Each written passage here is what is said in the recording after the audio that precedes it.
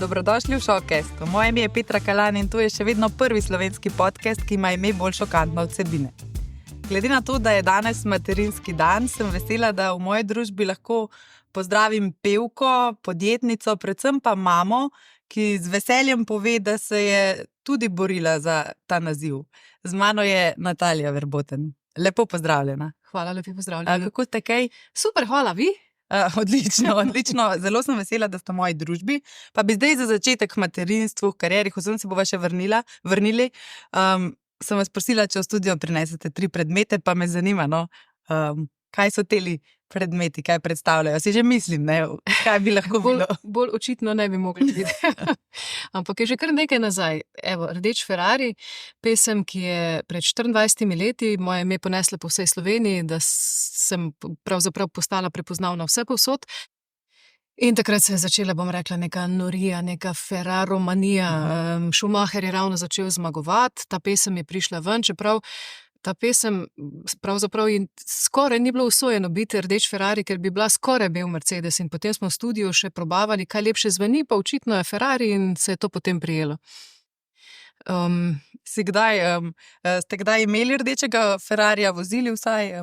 Ja, vozila sem ga, imam te Ferrari. V naravni velikosti. V naravni velikosti, ne. Na videospotu sem ga vozila. In kako je bilo? Ja, jaz pač nisem nek tip, ki bi se spoznal na avtomobile in jaz mislila, to bo udobje, to bo kar vse mehko in me bo kar notri, da se bom pogreznila in seveda ravno kontra, če je športni avtomobil, je vse trdo, vse pripravljeno za hitro vožnjo in zanimiva izkušnja. Samo 10 metrov mislim, da sem se upala peljati. Imeli ga pa ne bi v svoji garaži. Za vsakdanje opravke. Ne. Zdaj rabim velik prtljažnik, da 2 mulca notri spravim, šolske torbe, živila, pa da je dovolj velik, da gre vse to not, pa dovolj majhen, da ga lahko parkiram, ker drugače je moj mož jezen, ker res imam rada, felne rada malo počoham. Drugi predmet, tudi ne veže na kariero pevsko. Ja, ta pa je izdelana, ta pa je že, od leta 2006 je bila v uporabi 2 policaja, seveda, pesem. Ta je bila tudi uvodna pesem pri oddaji Pri Jožecu z Natalijo. In ta 2 policaja sta pravzaprav tudi zaznamovala kot Zate na Triglav, na primer, to so ene 3 take, se mi zdi, najbolj udarne, najbolj prepoznavne pesmi. In še 2 predmeta, ki pa spadata kot eno, ja. Ja. To pa je pravzaprav dišeči sveči sta. Že 3 leta imam spletno trgovino oziroma v njej kolekcijo sivka in kolekcijo pomaranča. To pomeni naravne izdelke za nego telesa, za nego obraza, dišeče sveče, parfume, take stvari za pocrklat. Med korono se je ta ideja. Ja. In še kar živi. Še kar živi. Odlično. Zdaj, glede na to, da je materinski dan, ne bi pa vseeno povprašala, prej sem omenila, ni bila lahka pot do materinstva in o tem ste tudi javno spregovorili, ne? Ja. Kako težko je bilo, ko ste za trenutek pomislili, da mogoče kdaj ne boste dobili tega najlepšega naziva, ki ste si ga želeli? Sesul se mi je svet, ker do takrat sem bila, to je bilo tam okoli 30. leta, ko sem spoznala sedanjega moža, pri nama je potekalo zelo na hitro, vse hitro sva se zmenila, da sva si všeč, hitro sva se zmenila, da bi rada imela družino, pa kar ni šlo in sva šla seveda na pregled. Že moja mama je imela kar precej težav zdravstvenih z rodili in kot da bi ves čas v sebi tudi jaz slutila, da mogoče pa bo tudi tako in je pravzaprav res bilo. Ko sem pač zvedela to novico, da imam resne težave, se mi je seveda sesul svet. Sem rabila kar nekaj dni, da sem se izjokala. Hvala Bogu, da so bili mož in seveda moji najbližji ob meni, da so me bodrili in potem sem pač po naravi odlično doktorico, imam dr. Vido Gavrič-Lovrec.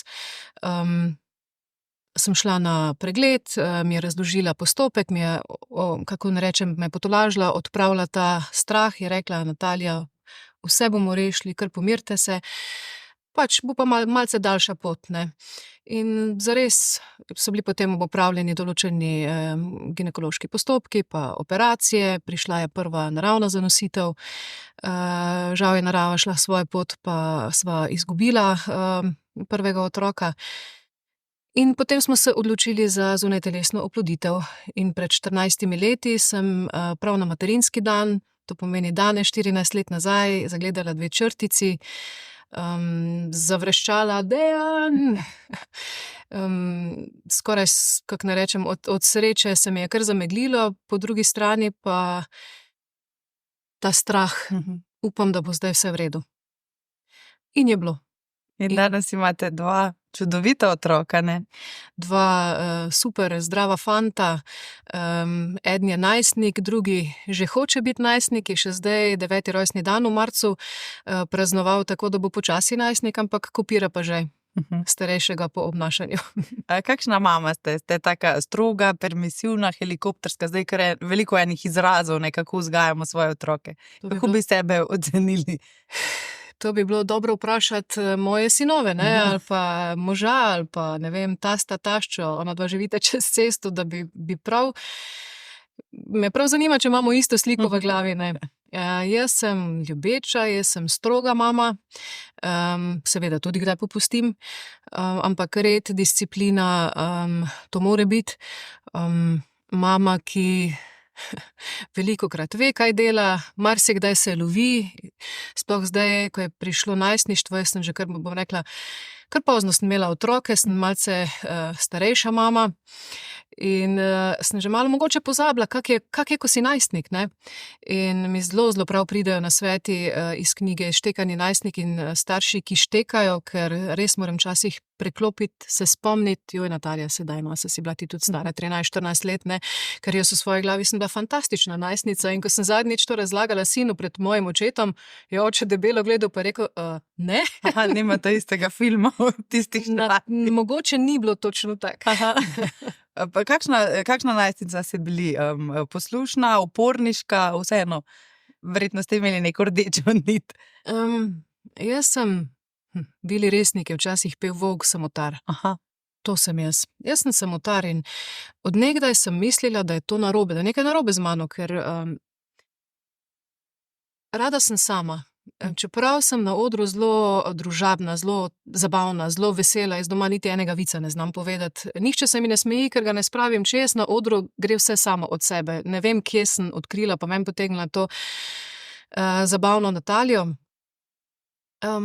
Pravzaprav sem zelo rada sama in zdaj zdaj pri 50 ugotovila, da čisto nič ni narobe s tem, ne? Da jaz uživam v tišini, da jaz uživam v naravi, rodila sem se na kmetiji in zdaj spet že 18 let z možem živiva na deželi, med vinogradi, uživam na sprehodih z družino, uživam na sprehodih z Biglom med našimi vinogradi, tu si napolnim energijo, da potem lahko plešem po mizah pa zabavam tiste, ki se pridejo zabavati z mano. Kakšna pa sta vaša otroka? Sta bolj družabna? Je tudi kakšen volk samotar, kot ste sebe poimenovali? Zaprav bolj volkulja, ja. Ne, oba dva sta družabna. Oba dva imata to po možu. Mož je zelo, čeprav na prvi pogled izgleda zelo strog, zelo resen, zelo avtoritativen, je najbolj hecen človek, kar jih poznam, in to imata sinova tudi po njemu in včasih, ko se doma jezim, pa sem nekaj huda, pa to, ko se me vsi trije lotijo. Vse to ne moreš ostati. Niti resen, niti vztrajati pri neki avtoriteti, ker se vsi seveda nasmejimo. S humorjem vas premagajo. Ja. Pa vas kdaj poskušata vrteti okoli prsta? Vseeno sta 2 sinova, mamina sinkota. Nikoli. Sta pa zdaj nastopila v videospotu za pesem Sijem. Ja. Kakšna pa je bila ta izkušnja? Super, jaz sem kot Levinja, ja, po Saši Lendero. Jaz bi seveda se tudi vi zagotovo svoje otroke ščitila, ne? In bi kar vem, kako je, če si izpostavljen super plati, ne? Pa vem, kako so res tiste tudi zelo težke, ko moraš biti močen, ko moraš vzdržati, ne vem, določen pritisk, verjeti v sebe, ampak je to vse življenje potrebno, tako da sem rekla, režiser mi je rekel, Niko je rekel, Natalija, na koncu bi bilo super, da bi imeli tebe pa par kadrov z otrokoma, z sinovoma, da dobimo ta tvoj ta materinski, to, kar mame izžarevajo. Ponosno bo otroci. Tako, ja. In sem rekla, ok, jaz jo bom vprašala, ne, nič ne morem obljubiti in pesem imajo že od začetka zelo všeč. Sem rekla, kaj bi vidva nastopala z mano, ne. Seveda, navdušena sta bila, presenetila sta me, ker včasih zdaj, ko pričakujem navdušenje, je ravno kontra, ne, in sta bila vesela takoj za to in res zelo kratko je bilo to snemanje, ker smo se samo malo postiskali, pa družili smo se s konjem Camaro, bil je zelo prijazen, lepotec iz športnega društva Hiše Kon v Pernici, tam čisto blizu nas doma in to smo uživali, ker imamo radi živali, ne. Kako pa spremljata sinova to vašo kariero? Verjetno vas dojemata kot navadno mamo, ne kot neko super zvezdnico. Ja, ona dva sploh si ne znata si predstavljati, da sem jaz pred, 24 leti z rdečim Ferrarijem pravzaprav bila mogoče v tistem obdobju, v tistem trenutku najbolj popularna izvajalka, na primer v Sloveniji, ne. To se spomnim.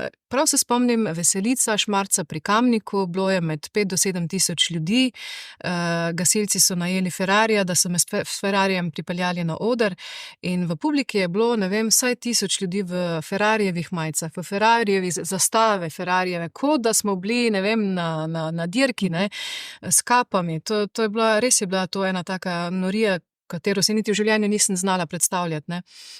In včasih jo vzamem seveda s sabo na nastope in vem, da je 3-4 leta pred korono, je bilo to tisto zadnje leto, vzamem Maxa s sabo, takrat je bil star 9 let, tukaj je zdaj Oskar ta mali, in je bil popoldanski nastop, mi smo igrali z bendom, jaz sem bila skupaj v kosu kar kakšno uro pa pol na odru, cel šotor je bil v zraku, jaz sem bila na mizah, plesali, peli, vriskali, skratka, prvič me je doživel kot zabavljačica, ne. In pridem z odra in samo vidim tiste velike oči. Wow, mami, pa ti rasturaš, to je kot da je neka druga mama prišla do njega. Ker pač seveda doma me navajen pralni stroj, Max to pospravi, kuhamo, gremo jesti, zajtrk, Ne plešete ravno po mizah, ne? Ne, mogoče bi si celo želeli, da bi malo bolj plesala doma po mizah. Čeprav radi pa gostite z možem, prijatelji, imate tudi tako prijeten ambient, sem videla na internetu, imate velik vrt, radi gostite prijatelje in imate kakšne piknike, zabave. Ja. Super je terasa, na primer poleti imamo tudi zunanjo kuhinjo, da pripravljamo ali žar ali izpod peke. Zdaj bomo še to razširili, ker to sploh ni dovolj. Mož obožuje pripravo, na primer, mesa, pa res zelo dobro pripravi. Jaz sem pa za solate, juhe pa sladice. Za sladice ste kar specializirani, ne? Med korono smo videli, ste tudi kaj dobrega spekli, radi pečete. Ja. Sinova pomagata pri? Ja. Zagreta kuharja. Rada se lotite zraven, seveda tiste stvari, ki jih imata rada, pri onih, ki jih ne marata, si hitro najdeta nekaj drugega. Kako pa je zdaj z vašo glasbeno kariero? Koliko je teh nastopov? Verjetno veliko manj kot pred družino in pred otroci. Ja, Se je vse skupaj malo umirilo? Ja, prav zavestno sem družino postavila na prvo mesto, ker jaz sem kar dosti v bistvu 15-20 let bila aktivna, preden sem družino dobila na odrih. Začela, ravno lani sem zdaj računala, da je bilo 30 let, odkar sem se postavila na oder prvič. Takrat še v narodno-zabavni zasedbi, Rokondo kvintet, pa potem Rosa. In sem bila tudi sama, sem rabila malo oddiha je kar bil tempo super, vedno bom hvaležna, to so nepozabni spomini, ki jih imam od takrat, vedno bom hvaležna publiki, da so si me zbrali, da sem jih lahko zabavala in jih še vedno, ne. Ampak sem prav rabila tudi malo odklopa, malo, pa ko sta prišla otroka, seveda družina na prvo mesto in sem delala do te mere, da družinsko življenje ni trpelo. Verjetno pa ne pogrešate neprespanih noči, ki so del, ne, vsake kariere, take glasbene. Vse so bile neprespane, samo na Potem pa še način. Včasih sem ob 4-5 zjutraj prihajala domov, zdaj pa se zbujam takrat, no, zaradi sinov malce kasneje, okoli 6, ampak me pa kuna, vsako jutro me kuna zbudi, ker si je gnezdo naredila na podstrešju in imam naravno budilko. Zdaj, kot sem že prej omenila, nova pesem Sijem. Kakšno je sporočilo te pesmi? Kaj želite sporočiti z njo? govori o ljubezni, govori o hvaležnosti. Mene je življenje kar pred marsikatero preizkušnjo, ne pred njo, ampak me je kar peljalo čez različne preizkušnje v življenju, ki so mi dale misliti, ki so mi dale, iz njih sem potegnila veliko življenjskih modrosti, ki so me naučile, kako se pobrati, ko si na tleh, kako nikoli ne obupati, kako jaz sem pač strelka in vedno iščem rešitev, vedno si želim sama sebi pomagati, vedno želim najti rešitev iz tistega, da bom zadovoljna, da mi bo svet lepši, da bom izpopolnjena, in sem skozi vse te preizkušnje v življenju ugotovila, da največja sreča se skriva v majhnih stvareh, ampak moraš to videti, moraš prepoznati te majhne stvari. Bilo je obdobje, ko sem bila najbolj, kot sem že prej rekla, pri Rdečem Ferrariju, izredno zaželena pevka, oboževana, sem stopila na oder, je bilo to par tisoč ljudi na vsakem nastopu. Nastope sem imela bukirane že za nekaj let vnaprej. Sama v sebi pa sem bila zelo nesrečna, zelo ranjena, mlada ženska, ki je morala dosti narediti, da si je izboljšala svojo samopodobo, ker se nisem znala imeti rada. Vedno sem se počutila že v otroštvu, iz otroštva ven, nezaželjena. Nisem se znala vklopiti v družbo. Sošolci me niso sprejemali tako, kot bi si jaz želela. Prihajala sem z vaškega okolja v Velenje, iz kmetije, smo pri babici pa pri dedku živeli na kmetiji, in sem seveda prišla z kmečko govorico. In se kar nisem znala vklopiti. In sem se kot neka nesamozavestna siva miška zapirala sama v sebe, v sebi iskala vzroke, da nekaj mora biti narobe z mano, ker pač nekako ne dobim družbe, ne. In vse te stvari sem potem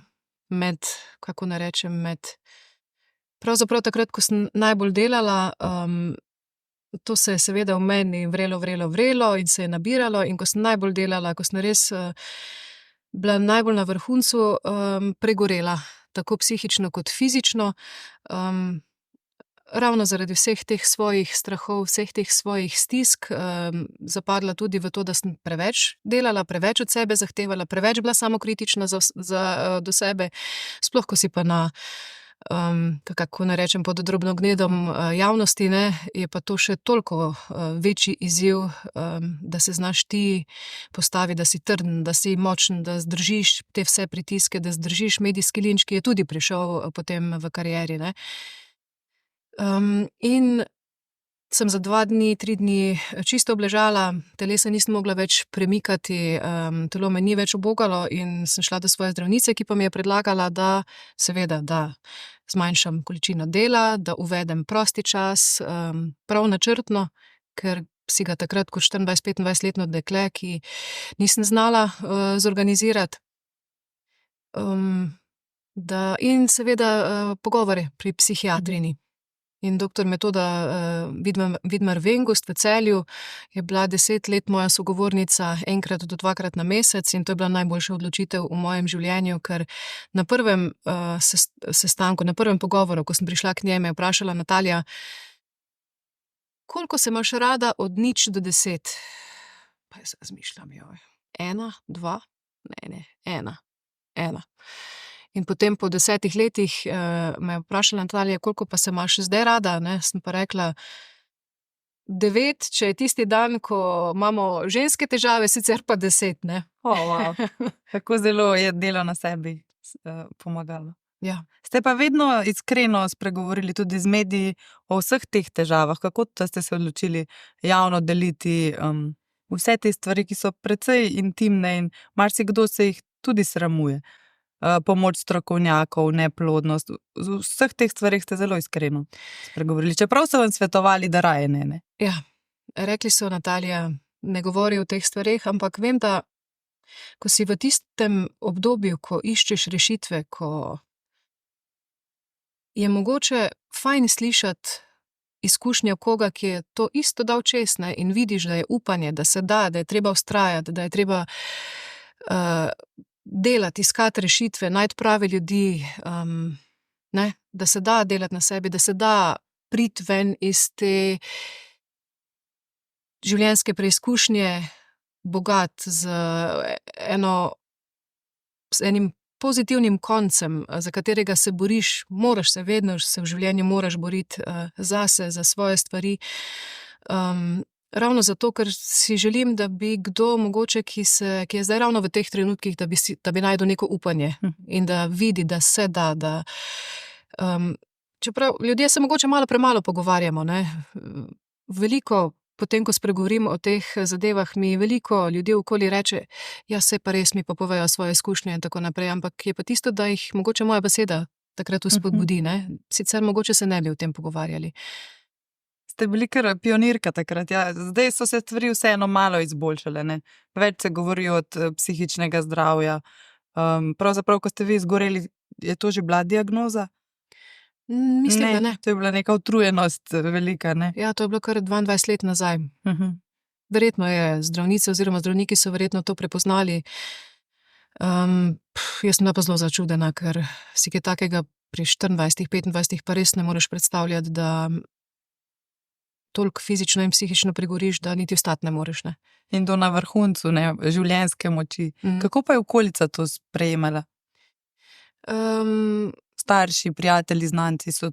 Moj najbližji krog je vedel, zato mi je vedno pomagal, vedno so mi stali ob strani, sicer pa takrat, ko sem morala to predelovati in delati na svoje samopodobi, takrat nisem zmogla o tem govoriti. Potem, ko je bil proces zaključen, potem sem pa lahko o tem spregovorila. Zdaj, leta 2008 ste se poročili, me pa vseeno zanima, kako je bila pa ta zgodba, kako ste se z možem spoznala. Na odru. On je bil pevec v moji spremljevalni skupini, mislim, da smo se leta 2005 spoznali. Moj prejšnji bend več ni zmogel tega tempa, ker smo res ogromno igrali, to je bilo več kot 150 nastopov letno, ne. In so rekli, da pač ne bo šlo več in sem iskala novo skupino, skupina Allegro. Iz Maribora je bila to, dobili smo se, osladno, prav za Valentinovo smo se dobili na prvih vajah, ker enostavno druga. Imate same take lepe datume v življenjskih prelomnicah. Pa še nisem vedela, da bo takrat pravzaprav to en tak datum, ko so se midva spoznala. Nismo imeli drugega termina prostega in smo se pač dobili tisti torek popoldan. Fantje so tam nekaj zaigrali, nekaj smo skupaj zapeli. Spomnim se tistega črnega pevca, ki mi je šel tako na živce, ki ni vedel, kako bi vzbujil pozornost na odru. Fejst neresen se mi je zdel, skratka. Potem smo se dogovorili za sodelovanje, ampak vtis njegov name pa je bil in kontra. Edini, ki je bil pri tej skupini proti, da bi me spremljali, da bi sodelovali z mano, je bil on. Vsi ostali so rekli, daj, ne, bomo skupaj, bomo sodelovali, bomo ogromno delali, ne. Edino Dejan je rekel, ne, z njo pa res ne. Ni mu bila všeč ta podoba moja iz medijev, ki je bila takrat v medijih, te neke veseljakinje, verjetno, ne vem, sploh ne vem, kakšna pravzaprav podoba je bila, ampak bila sem mu antipatična, ne. In mi potem seveda se dogovorimo za sodelovanje, nastopamo skupaj, vsak sva imela svojega partnerja, sploh nič ni preskočilo do takrat, ko pa je preskočilo, takrat več nisva imela partnerjev. Jaz sem mislila, da pač, ker se muskontarji se vedno nekaj pač hecajo, ne, pa ženske ogovarjajo. Jaz sem tega že toliko navajena, ker se že celo življenje družim z glasbeniki, ne. In sem mislila, da me pač najprej heca, ne, da pa še 5 let mlajši je, mislim, kaj pa si ne počnem s 5 let mlajšim. Sem mislila, kaj, zdaj Lego kocke damo, kaj. Zarečenega kruha sem se v življenju toliko najedla. Potem pa je bil nek nastop v Opatiji, midva se pogovarjava in jaz začnem razumeti, da Dejan sploh misli zares, ne, da se ne heca, in ga začenjam spoznavati in vidim, da je to ta 5 let mlajši moški v bistvu najbolj zrel pa najbolj odgovoren moški, ki sem jih do takrat spoznala, zelo resen, že od svojega 14. leta je skrbel zase, finančno tudi, ne. In skratka, se zume in takrat se je najina zgodba začela, potem pa sva se zelo hitro, kot sem že prej rekla, zmenila, da sva si všeč, pa da si želiva družino in Koliko je zdaj, 16 let od poroke? Od poroke 16, skupaj pa sva polnoletna, 18. Kakšen pa je bil ta vajen odnos? Tudi v tem zelo iskreno spregovorite, ne? Da so bili vzponi in padci in da je bilo veliko trdega dela potrebnega za to, da je obstal zakon in veza. Ja, sej, tako kot sem rekla, truditi in boriti se je treba sleherni dan za vsako stvar v življenju. Čisto nič ni samoumevno. Včasih mogoče, vem, ko sem bila mlada, sem kar pričakovala, da bodo pozornosti kar same prihajale od, na primer, partnerja. Pa ni tako, ne, dva sta v vezi, ne, in si je treba to naklonjenost, midva si pač z najbolj drobnimi pozornostmi izkazujeva to najino ljubezen. On mi vedno pridrži, to mi še vedno, vedno po 18 letih, ko sva skupaj, vedno mi odpre vrata, ko grem vedno mi nosi vrečke. Še zdaj se ne morem po 18 letih navaditi in že kar hočem sama vse zagrabiti, pa mi jih on vedno pridrži. To so take lepe stvari, ki mi ogromno pomenijo, ne. In jaz njemu zjutraj skuham kavo, spečem najbolj tisto pecivo, ki ga ima rad, višnjevo skutino pito z višnjami. Take najbolj, bom rekla, osnovne vsakdanje pozornosti. Seveda so prišle tudi pri nama krize, ena je bila kar močna, takrat, ko sva imela male otroke, podjetje, Dejan je ogromno delal v podjetju, veliko je bil na terenu, je bil nervozen, seveda, ker je bilo podjetje na novo, kako naj rečem, zagnal, ne, in je bilo vse na njemu, jaz sem bila doma z otrokoma, neprespane noči, in sva se dostikrat zagrabila in me je že kar malo skrbelo. In potem gremo enkrat na izlet in se ustavimo v trgovini in smo vsi na blagajni, jaz nekaj zamišljena in slišim moža, ko se poheca z prodajalko in pove nek vic, in jaz moža takrat spet zagledam tisti, kako ne rečem, novi, stari luči, to je bil stari Dejan, ampak midva sva si pozabila vzeti čas za naju, pozabila sva izkazovati pozornost drug drugemu, pozabila sva na naju v tistem obdobju. In se je takrat vse spremenilo, sva se usedla kar tisti vikend dol, sva se pogovorila, sva se odločila, da si bova jemala večere za sebe, čas za sebe in je bila to super odločitev, ker sva se, kako naj rečem, da ne bo zvenelo osladno, ampak se na novo zaljubiš, spet partnerja vidiš na nek nov način in je pravzaprav drugače, kot je bilo prej, čisto na začetku, ampak se mi zdi še lepše. Se pravi, te vsakdanje pozornosti so najbolj pomembne, ne? En tak mini nasvet za vse, ki naju poslušajo. Vsak dan je treba garati za odnos. Ja, vsak dan sproti delati, brez tega ni nič v življenju. Še ene teme bi se rada dotaknila. Leta 2019 mislim, da ste bili izbrani za fatalno žensko. Zdaj v tem svetu lepote, lepotnih idealov, kaj vam to pomeni, ta naziv, oziroma kaj vam je takrat pomenil? Laska mi seveda kompliment. Hvala za tak kompliment, res je lepa pohvala. Včasih nisem znala sprejemati komplimentov, to sem se mogla v življenju naučiti. Ja, kaj bi povedala? Ste imeli kdaj težave z oboževalci? So vas zdaj pretirano zalezovali, vam pisali kakšna pisma, sporočila? Ja, to je bilo takrat v obdobju rdečega Ferrarija, v obdobju 2 policajev, takrat je res, ko se je neka taka fama ustvarila in ja, bila je tudi ena zelo neprijetna izkušnja, tukaj sem nastopala takrat sem ogromno, celo Ljubljano sem v enem poletju v okolici preigrala. Zelo radi so tukaj poslušali mojo glasbo in sem na odru, pojem, vidim nekoga, ki mi v prvi vrsti maha, jaz pa nikoli ne morem gledati posameznikov, ker se vedno koncentriram v glavi, pač moram vedno imeti, kaj bomo naslednjo pesem zaigrali, kaj bom povedala, kako bom zapeljala, vedno sproti, nikoli nimam spiska napisanega, kaj bomo z bendom igrali, ampak vedno sproti po intuiciji in po odzivu publike prilagajam repertoar, ne, in mi maha in seveda nisem gledala in potem pokaže takole, pa ima za pasom nož, naprimer, ne. Moj mož je to videl, je tudi na hitro to varnostnikom sporočil. So seveda odstranili tega možakarja, ne.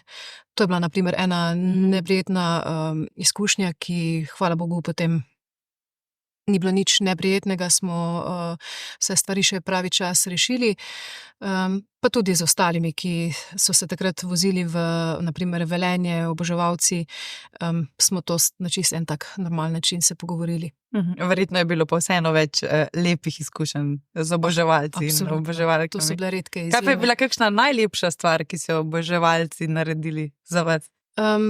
Jaz uživam na čisto v vsakem nastopu in toliko je bilo, bom rekla, teh lepih stvari, pa lepih presenečenj, pa lepih gest, na primer, ne. Še zdaj, kdaj sem nastopala na Krvavcu, en mesec nazaj, in vidim tam nabito plažo in sami mladi ljudje. Pa sem mislila, čakaj malo, pa jaz bi večini tukaj 3/4 bi jim lahko bila mama, ne. Vsi so znali moje pesmi od prve do zadnje, mogoče katera še malo bolj kot jaz. Skratka, navdušili so me s tem svojim veseljem, s to svojo, bom rekla, pozitivno energijo, z prekrasni 2 uri smo skupaj preživeli in to mi je nekaj najlepšega, da obožujem svoje delo. No, vsak dan, ki mi je na odru podarjen z publiko, mi je fantastičen, ker po drugi strani mi publika toliko napolni, bom rekla, toliko energije da in sem si res, mi je življenje nekako po naključju izbralo super poklic. A vas kaj vabijo na te rojstnodnevne zabave, presenečenja? Ja, ogromno. Nastopate? Ja, ogromnokrat. Kako pa so te manjše, bolj intimne zadeve, vam je odgovarja to? Še bolj pristne, kot takrat, ko je velika množica, ko ne moreš tako, bom rekla, vsakega začutiti. Tukaj so ene čisto, bom rekla, drugačne, bolj intimne energije, dosti bolj se lahko posvetiš seveda slavljencu ali pa družbi, ne. In jaz vedno, se pravim, ne vem, od kod mi ta lastnost, da na odru lahko pokam šale, pa celo uspejo mi, pa se mi smejijo ljudje, ne. Takrat je zabavno, ker doma bom mogla to še malo potrenirati. Komedija še ne uspeva doma. Sploh. Ja, nič, počasi sva prišli do konca najinega pogovora. Jaz za konec vedno pripravim 3 take časopisne naslove, ki bi mogoče jih lahko brali o mojem gostu. So čisto plod moje domišljije, pa pokomentiramo, če bomo kaj takega lahko brali. Zdaj prvi naslov je takšen. Natalija Verboten posnela duet z znanim reperjem. To sem dala zato, ker sem v enem intervjuju zasledila, da imate željo, da bi posneli duet z reperjem. To je bilo kakšno leto nazaj. Ja. Kako je s to željo? Se bo uresničila? Še vedno se upam, da se bo uresničila. Če Aha. bom kaj delala na tem, se bo. Ravno zdaj, zadnji mesec poslušam Masajo, ne. Ona je tudi reperka, ne. Fantastično glasbo ima, fotograf Tibor Golob je tudi njo fotografiral in on mi je dal prvi za poslušati njene pesmi in se mi zdi fantastična, tako da Mogoče bo ženski duet. mogoče bo ženski. No, mogoče, zanimivo. upam. Bomo spremljali. Potem drugi naslov, Natalija Verboten se vrača v voditeljske vode. Tega se danes nisva dotaknili. Bili ste tudi voditeljica, ne? Kakšni spomini pa so na to obdobje, bi se vrnili v kakšno voditeljsko vlogo? Ja, absolutno. To mi je tudi ena ljubezen v življenju, ki je prišla pravzaprav. Ja, želja je tlela, ampak nisem si pa mislila, da bom res enkrat postala voditeljica, pa to na nacionalni televiziji, takrat, to je bilo 24 let nazaj. In na audicijo sem se pripeljala iz koncerta Aerosmitov na Dunaju. Po noči smo bili na koncertu, se pripeljali, grem na audicijo za oddajo Po domače in sem bila sprejeta. Lepa leta so bila to. Najlepše pa mi je bilo v oddaji Pri Jožucu z Natalijo, to pa je bilo pri Avsenikoh, torej doma v zibelki narodno-zabavne glasbe, to pa je, tam pa je bila neka taka energija, ki se ne poklopi dostikrat v življenju in sem zelo hvaležna za tiste 2-3 leta, ko smo tam delali. Pravzaprav takrat je bila ta oddaja tudi najbolj gledana narodno-zabavna oddaja v zgodovini sploh. Tako da, ja, jaz nikoli ne reči nikoli. No, bomo tudi to spremljali. Ste pa tudi sami začeli v narodno-zabavnih vodah, ne? Vas kdaj vleče nazaj tja? da bi s kakšno harmoniko še. Še vedno na vsakem nastopu je harmonika in je Natalija v narodno-zabavni preobleki tudi. Aha, tudi to. Super. No, potem pa še tale zadnji, ta je pa malo drugačen. Umirjeno življenje Natalije Verboten, kupila je posestvo Sivke. Zdaj ukvarjate se zdaj vleče kam na morje, da bi tam med poli Sivke, da bi med poli Sivke uživali svoj mir in tišino, ki imate tako radi, ne? Mogoče pa res enkrat, ja. Sicer bom še kar dolgo, ravno razmišljam, da ne bi šla rada tako hitro še v penzijo. Da še kar 40 let bi še kar delala.